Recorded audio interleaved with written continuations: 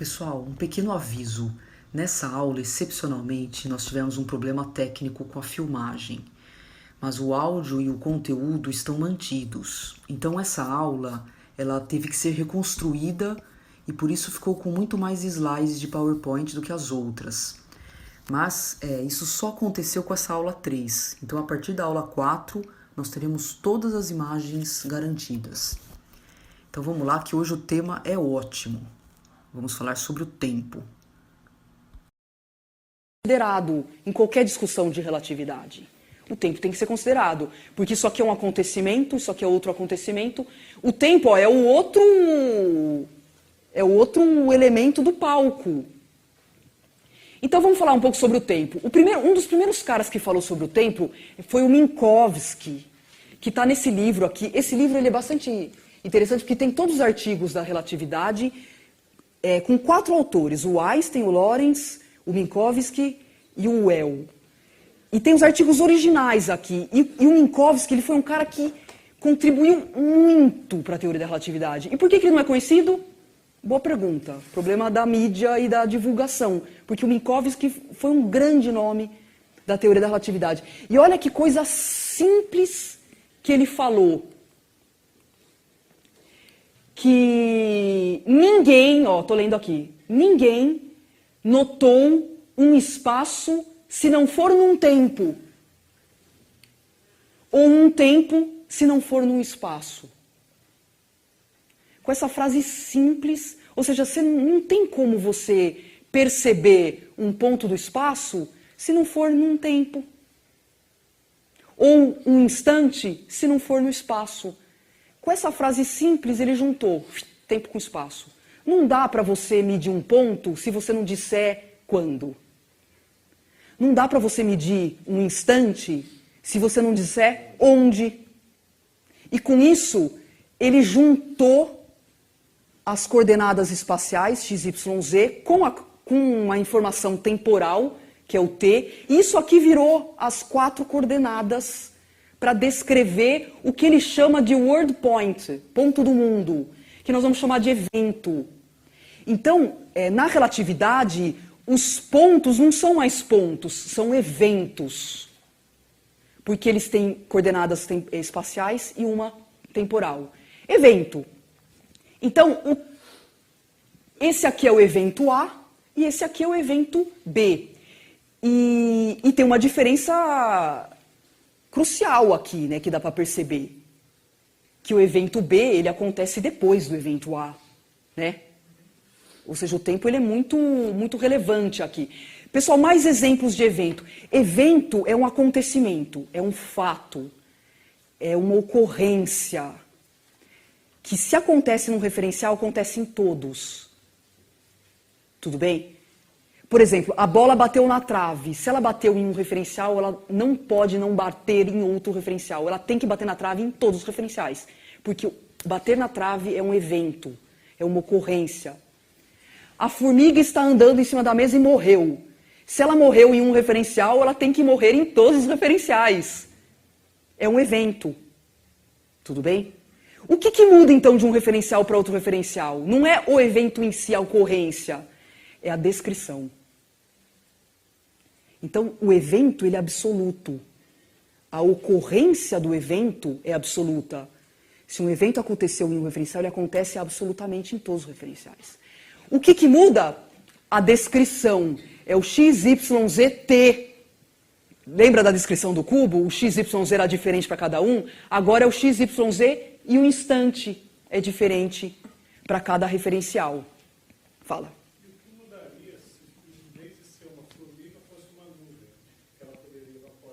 Ótima pergunta, ótima pergunta. A nuvem é um objeto extenso. Não existe objeto extenso na relatividade. A gente só vai tratar com pontos, com evento. Então, quando a gente fala assim, eu fui num evento, num show de música, isso não é evento na relatividade. Por quê? Porque o show de música, ou por exemplo, o jogo de futebol é um evento? Não, o jogo de futebol são infinitos eventos. Cada ponto em cada instante é um evento. Cada ponto tem um x, y, z. Em cada instante é um evento. São infinitos eventos. o evento é definido por um instante, não por um delta, por um intervalo, delta t. É um instante. Então, por exemplo, eu pego essa garrafa, ó, ela está aqui. Um evento, outro evento, outro evento, outro evento, outro evento, outro evento, outro evento, outro evento, outro evento, outro evento, outro evento, outro evento. Por quê? Porque tem um x, y, z, não mudou porque ela está parada. T igual a 1, T igual a 2, T igual a 3, T igual a 4, T igual a 5, T igual a... Infinitos eventos. Então, não existe uma coisa assim, o carro bateu. Não, é um ponto nós vamos considerar, com outro ponto. E é isso que a relatividade vai fazer. É sempre um evento com outro evento. Não existe objetos grandes, extensos. É sempre comparação de um evento com outro evento, tá? Como era a percepção do tempo no passado? As coisas e os acontecimentos com um tempo cíclico. Por exemplo, colheita, fases da lua, a Terra em torno do Sol, de noite. Não era um tempo uniforme, no sentido que nós temos hoje, porque não existia relógio há 2000 anos atrás. Tudo bem? Que a gente... Vocês conseguem imaginar uma vida sem relógio? A gente já nasceu sabendo o que é tempo, porque a gente aprendeu o que é tempo com o relógio. Né? Nossa vida, o tempo já está introjetado na nossa intuição. O tempo newtoniano. O tempo newtoniano, que não é um tempo cíclico, porque a gente tem um relógio. Então, como é que é o tempo newtoniano? É um tempo linear, que tem presente, passado, futuro, como se fosse uma linha que vai indo do passado para o futuro. Ele é uniforme. O que quer dizer uniforme? Que o jeito que o tempo passa hoje vai ser o mesmo jeito que o tempo vai passar daqui a 10 anos e é o mesmo jeito que o tempo passou há 10 anos atrás. Isso é uniforme, tá? Então, essa é a percepção, o tempo da física, né? O tempo que a gente trabalha. E, de novo, a gente aprendeu o que é tempo com relógio. E do mesmo jeito que eu falei que se você morar num campo ou numa tribo indígena que não tem coisas retas, que a noção que eles têm de espaço é diferente da nossa, que vive na cidade, que está tudo reto, que você vê isso aqui. Você acaba vendo. Por exemplo, você olha a quina da sala, você vê a 3D aqui. Então, a gente aprendeu isso. A mesma coisa com o tempo. É um aprendizado a percepção que a gente tem. E aí, muitos filósofos e muitos cientistas tentaram descrever o que é o tempo, definir o que é o tempo. Santo Agostinho falou de tempo. Um monte de gente falou de tempo. Aí você pergunta para o Einstein o que é o tempo. Sabe qual é a resposta dele? Tempo é o que o relógio marca. É isso que é o tempo. O que o relógio marca. Então, o que o Einstein se preocupava era com as marcações de relógio mesmo. E se você pegar o livro com o artigo dele, ele quase não fala a palavra tempo e espaço. Por quê? Porque o tempo e o espaço, eles deixaram de ser...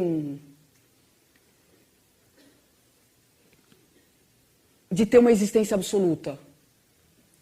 Então, o Einstein ele só fala de réguas e relógios. Porque o que interessa é o que a gente marca. A régua está marcando o tempo? Não. Não, quer dizer o espaço. A régua está marcando espaço? Não. A régua está marcando o tempo? Não. O que ela está marcando, então? Uma faceta, assim como o cubo, de algo que é absoluto, que é uma mistura do tempo e espaço, que nós vamos chegar nisso na próxima aula, no próximo encontro. É uma mistura do absoluto, que não é o tempo, não é o espaço, é uma regra matemática que permite a gente atingir esse absoluto, mas o que está sendo medido aqui são coisas relativas. Então Einstein abandonou a ideia de tempo e de espaço. Então vamos lá, se importante é o que o relógio marca, o que é o relógio? O relógio é isso aqui, olha. Você vê um numerinho aqui, um mostrador, e vai mudando. Não é isso que é o relógio? É isso aqui que é o relógio. Vai caindo, vai mudando, e você vê essa imagem. Aí, beleza, tudo bem. Se o relógio é uma coisa simples assim, vou fazer uma pergunta. Faz de conta que você tem Você. Eu vou dar um chute. Cadê minha bola? Eu não tinha uma bola, pessoal. Você vê, eu não tinha nem bola nem cubo. Então, só que faz de conta que é uma bola. Vou dar um chute aqui. E você está com o relógio na mão. Um pouquinho mais para cá, vai. O chute está aqui. Você está com o relógio na mão e você vai marcar o tempo que a bola fica no ar. Aí eu dou o chute e a bola bate aqui, ó, na trave. Pof, aqui. Tum. E você marcou. E você marcou... a hora que você viu que eu dei o chute, você marcou um instante 10 segundos. E quando a bola bateu lá na trave, você marcou no seu relógio, deu 12 segundos. E a pergunta é, quanto tempo a bola ficou no ar?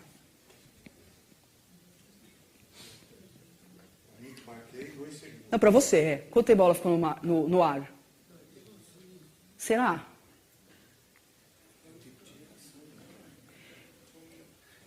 Tirando o tempo de reação. Na verdade, a palavra não é tempo de reação, tem alguma outra coisa envolvida. Pessoal, tudo bem que o tempo que a bola ficou no ar... Daí, por exemplo, eu dou um relógio para ele, faz a mesma coisa. Ele vai marcar outros números. Vai dar a mesma resposta para ele? Por que não é 2? Isso eu já falei, que o evento é absoluto. Por que não é 2? Isso. Porque relógio não é isso que eu mostrei para vocês. Relógio é isso aqui, ó.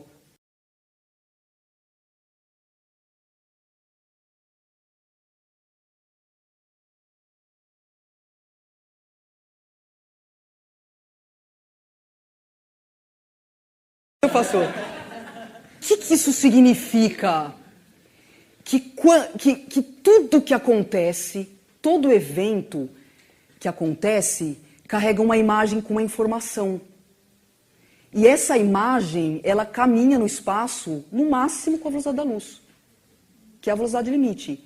Então, quando eu dou um chute aqui, saiu uma informação que eu dei o chute, que caminha, que é uma imagem, que caminha com a velocidade da luz e vai chegar no olho dele para ele poder apertar o cronômetro, apertar o relógio dele.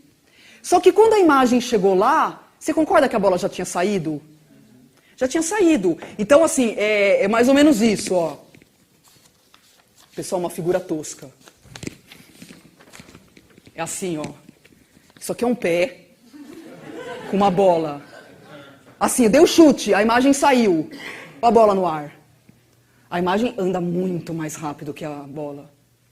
300 mil quilômetros por segundo. Pronto. Ele marcou. Então, o que ele está vendo? Se a bola já tinha saído quando ele viu, quando ele recebeu a informação que eu chutei, ele está vendo uma imagem do passado. Do passado. E tem que ser descontada. A velocidade da luz é 300 mil quilômetros por segundo. Você tem que fazer esse desconto para saber exatamente o tempo que a bola ficou no ar. Você tem que descontar essa distância percorrida pela luz. Mas agora, tem um outro jeito de você resolver isso? Você fala, puta, toda hora, então vou ter que fazer uma conta e descontar o atraso da luz? Ó, isso ainda não é relatividade, hein? É só um atraso da luz, é um conhecimento... Porque, ó, você vê, para eu descontar esse atraso da luz, se ele tivesse aqui, ó, com a cara em cima da bola, não teria esse atraso da luz. Mas ele consegue depois sair correndo e vir aqui, ó, e com não consegue. Ele teria que estar em duas posições para descontar o atraso da luz. Então, como descontar o atraso da luz? Colocar 2 relógios ou 2 sensores. 2 relógios. E ainda por cima eles têm que estar sincronizados. Que é a mesma coisa, por exemplo, competição de natação. Tem um sensor quando o cara sai e quando ele chega, né? Para medir isso. Então, 2 relógios em posições diferentes. É o único jeito de você resolver e não ter que ficar fazendo... Porque essa conta você pode fazer, isso não é relatividade. É o desconto do atraso percorrido pela luz. Isso não é teoria da relatividade. Isso não tem nada de novo nesse desconto. Mas uma maneira, então, você colocar vários relógios e sincronizar os relógios. O que significa sincronizar? Significa que eles vão ser disparados ao mesmo tempo. Por exemplo, quando esse é disparado, aquele tem que ser disparado ao mesmo tempo. Ou seja, zerado, né? O zero deles tem que estar coincidentes. Tudo bem? Isso é sincronizado. E você fala assim, nossa, mas é simples isso. Pois é, mas nunca ninguém tinha pensado nisso antes do Einstein. Porque todo mundo era ingênuo na marcação do tempo. O Einstein foi o único cara, o primeiro cara que pensou que pode ser que a medida de tempo seja diferente para as posições. Quer dizer, nesse sentido, o absoluto aí a gente tem que construir também. Calma, não chegamos no absoluto ainda. Não chegamos no absoluto. Nós estamos falando de marcação de relógio. Não chegamos no absoluto da relatividade ainda. Então, o Einstein foi o primeiro a jogar fora essa ingenuidade de falar assim, o tempo legal, não sei o quê. Por quê? Porque, sabe o que ele pensava? Em 1900 não tinha avião, né? A turma andava de trem na Europa. Ele estava numa estação de trem em Hamburgo, aí ele falou assim, o mesmo trem vai chegar em Paris, que é outro país. E tem os relógios lá na estação de trem. O que ele pensava? Será que esses relógios estão sincronizados para dizer que o trem vai demorar 2 minutos para... 2 minutos não. Algumas horas para chegar lá? Então ele ficava pensando na sincronização dos relógios da estação de trem. Que é exatamente isso. Vários relógios em posições diferentes e eles têm que estar sincronizados. Ou seja, eu sei... Por exemplo, eu estou aqui na estação da Sé. O relógio que está numa outra estação, será que ele está marcando exatamente a mesma hora? Está sincronizado? Esse é um problema real de sincronização de relógios. E ele foi o único que pensou nisso. Então, como que eu sincronizo 2 relógios? Imagina, eu tenho um relógio aqui e um relógio lá. Como que eu sincronizo em posições diferentes? Como que eu sincronizo o relógio? Ou seja, disparo eles ao mesmo tempo. De forma que eles vão estar exatamente idênticos, em locais diferentes. E você tem a certeza que eles estão... Como que você sincroniza? Exemplo. Você pega uma operadora da Vivo. Todos os celulares que têm a operadora Vivo marcam a mesma hora, não marcam? Acho que sim, né? É para marcar. Marcam a mesma hora. Pega o seu celular. Tem que marcar a mesma hora, porque é um... Aí... Isso, tudo bem. Aí, como que... Você consegue alterar a hora do seu aparelho? Não. É a Vivo que altera, não é? Como que ela altera todos os aparelhos ao mesmo tempo? Com sinal. Mas não é todos ao mesmo tempo. Por quê? Porque se você pegar um sinal, sei lá, extensão do Brasil... Não, vai ficar uma meleca essa lousa. Vocês vão pondo em planos assim, que vocês vão vendo as camadas. Aí você pega o Brasil, vai ter uma extensão de 8.000 quilômetros. Você está aqui e vamos supor que a Vivo esteja aqui. Aí ela manda um sinal com uma onda que viaja, uma onda de rádio, que viaja à velocidade da luz. E esse relógio, esse celular aqui, vai receber o sinal depois, pela mesma razão aqui dos papeizinhos rolando. Vai receber o sinal depois. Mas quanto depois? Só fazer a conta, né? O tempo é a distância dividida pela velocidade. Se você pegar 8.000 quilômetros e dividir pela velocidade da luz, é a distância. A velocidade da luz é o c. Por 300.000, faz aí essa conta no celular para mim na calculadora. Faz aí. 8.000 dividido por 300.000, quanto dá?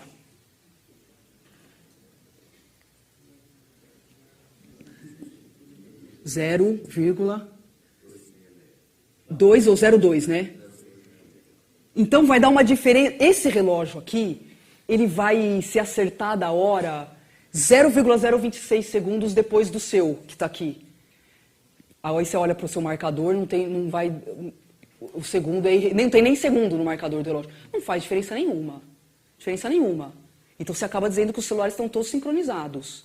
Mas, por exemplo, numa competição de natação, essa é a diferença entre o primeiro e o segundo colocado. Faz muita diferença. Então, qual que é a maneira de sincronizar os relógios? Pegar um sinal, um fio de mesmo comprimento e um acionador único com um botão, sinal elétrico. Todos os fios com o mesmo comprimento, então você dispara tudo ao mesmo tempo. Entendeu? Esse é o jeito de sincronizar, garantidamente. Os fios têm que ter o mesmo comprimento. E isso tudo o Einstein começou a pensar. Tanto que tem um capítulo da teoria dele que ele só fala sobre sincronização de relógio. Olha que coisa! Falando de sincronização de relógio. Porque ele já estava imaginando que o tempo não é simples de medir o tempo muda. Não é assim, o tempo para o Newton é como se existisse um relógio do lado de Deus, o tempo igual para todo mundo, absoluto, no universo inteiro o tempo é o mesmo. E não é. O Einstein já, não, vamos fazer a coisa como tem que ser. E ele foi o primeiro a tratar desse problema. Pessoal, resumo até agora, o que nós já vimos? Que as medidas de espaço dependem do observador. Observador é sinônimo de referencial e sistemas de eixos, que a gente está dizendo. Então, isso aqui é um observador, é um sistema de eixo, é um referencial, tá? Que a teoria da relatividade, uma teoria de relatividade é um jogo entre o que é relativo e o que é absoluto, e que as medidas e a descrição são sempre relativas ao observador, e que no caso da geometria, o absoluto escondido, e porque eu insisto em dizer que o absoluto está escondido. Você só acessa ele por uma operação matemática, que no caso da geometria foi aquela distância entre dois pontos, raiz quadrada, daquela coisa lá. Aí a gente limpou o problema em relação ao atraso da luz, isso não é relatividade. Atraso da luz você minimiza, você elimina isso botando vários relógios sincronizados. Tá? E o que tem de novidade? Que o tempo depende do observador. Essa é a verdadeira novidade, porque o espaço depender do observador não é novidade. Na geometria já existia isso, essa noção. Então isso aqui é o que a gente está chamando de geometria. Nós introduzimos o conceito de evento como sendo um ponto com 4 coordenadas, ou seja, um ponto que acontece num instante, uma ocorrência.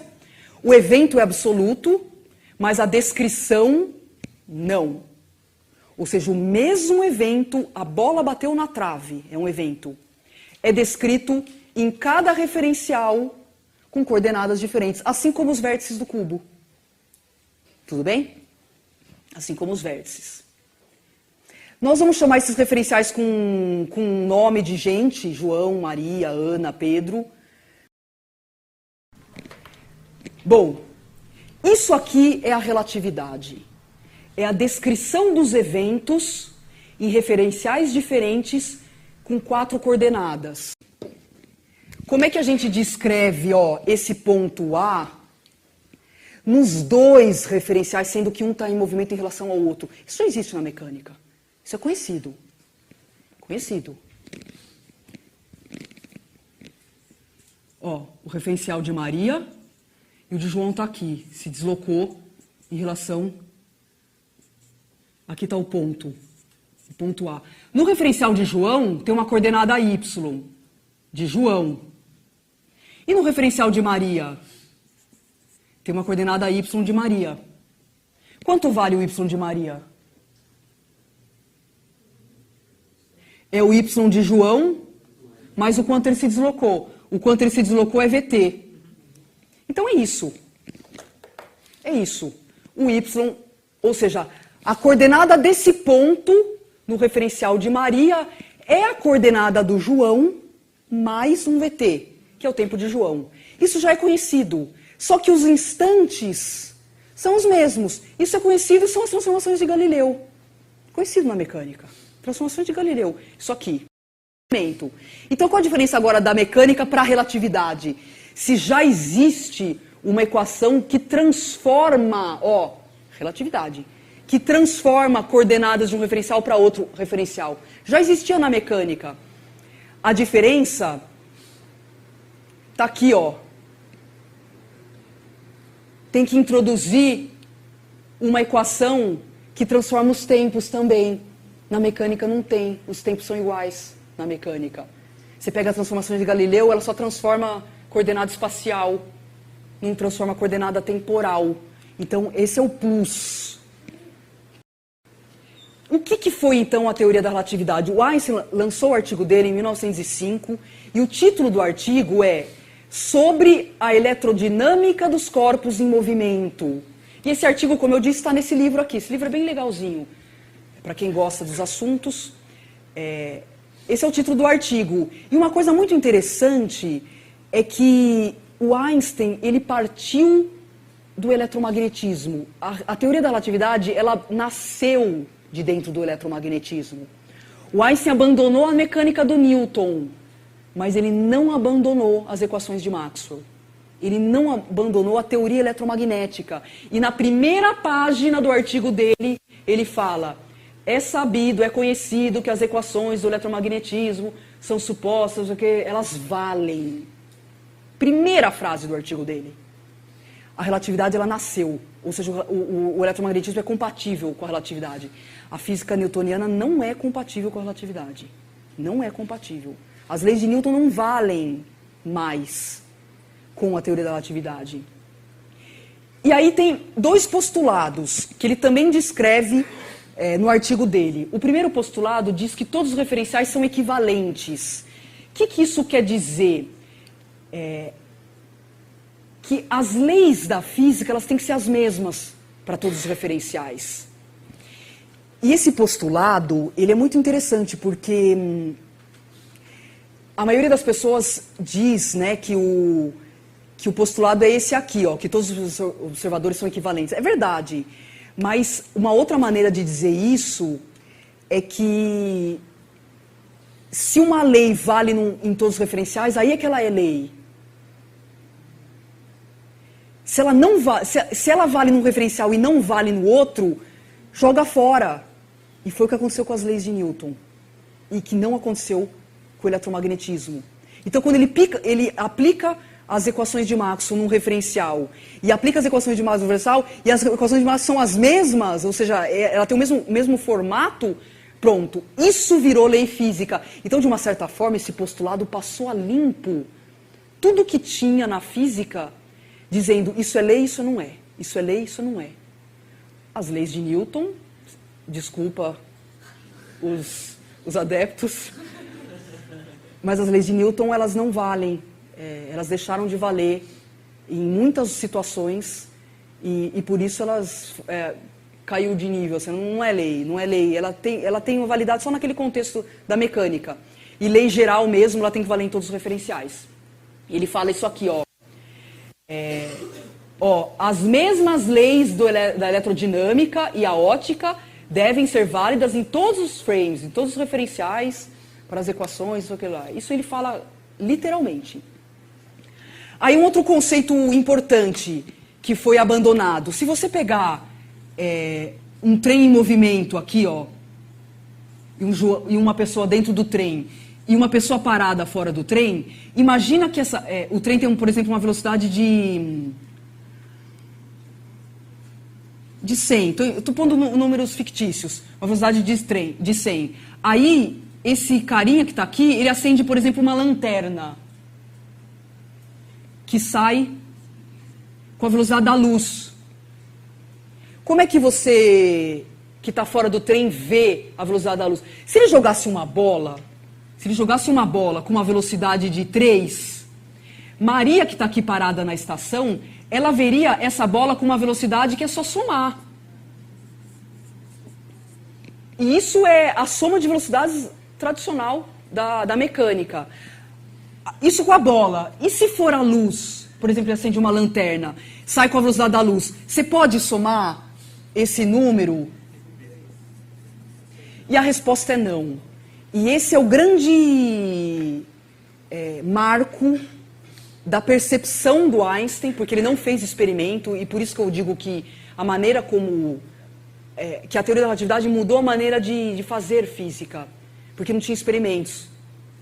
Ou seja, não tem aquela coisa do método científico, primeiro você faz experimento, depois você verifica, depois você formula a lei. Não tem isso. Hoje, as teorias são concebidas muito antes dos experimentos. Primeiro a teoria, depois o experimento. O método científico é o contrário. Então, aqui, ele concebeu isso por experimentos mentais e falou assim, não dá. Não dá para a Maria ter uma velocidade da luz para ela de 300 e mais um pouco, 300 mil mais um pouco. Então, a velocidade da luz ela é limite e ela tem que ser igual em todos os referenciais. Esse é o segundo postulado. A velocidade da luz é constante em todos os referenciais. E a gente chama a velocidade da luz de C, E esse C ele tem dois significados. Tanto é a velocidade com que a luz anda no vácuo, luz mesmo, essa coisa, essa onda, velocidade da luz, da ótica geométrica, aquela coisa da luz, né? Tanto é a velocidade com que a luz anda no vácuo, como também é a velocidade com que qualquer informação anda. Lembra o exemplo que eu dei da bola? Pessoal, cocei o nariz. Quem que soube primeiro que eu cocei o nariz? Ele. Ela soube depois que eu cocei o nariz. Porque tem uma informação. Essa imagem carrega uma informação que eu cocei o nariz. Ela soube por último. Tudo bem que essa distância é irrelevante. Quando você faz a conta com essa velocidade da luz, você fala, nossa, a velocidade da luz é instantânea. Não é. É porque a distância é pequena.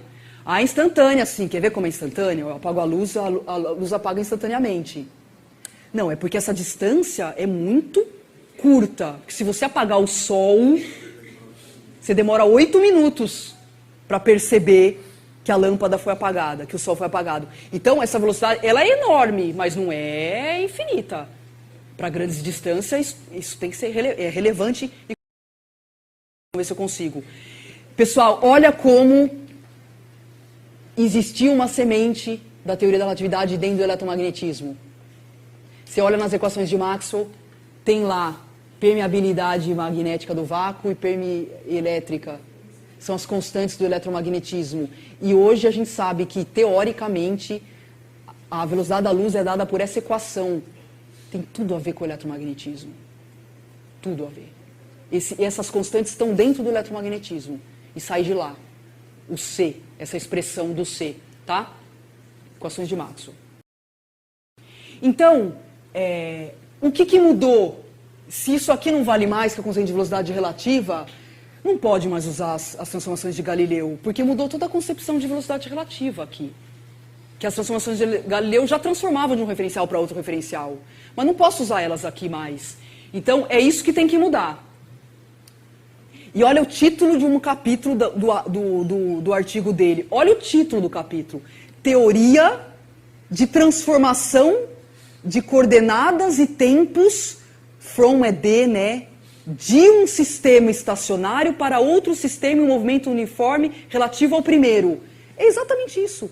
Teoria de transformação. Isso é relatividade. Que transforma um sistema em outro sistema de movimento em relação ao primeiro. E aí, quais são as equações? Essa, voltando àquilo que eu falei, que é uma teoria que transforma as descrições.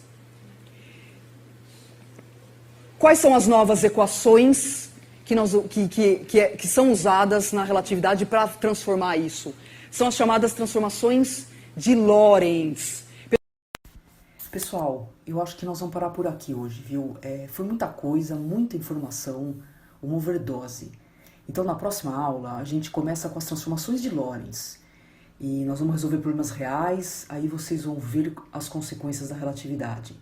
Umas coisas lindas, lindas do espaço e do tempo. Tudo bem?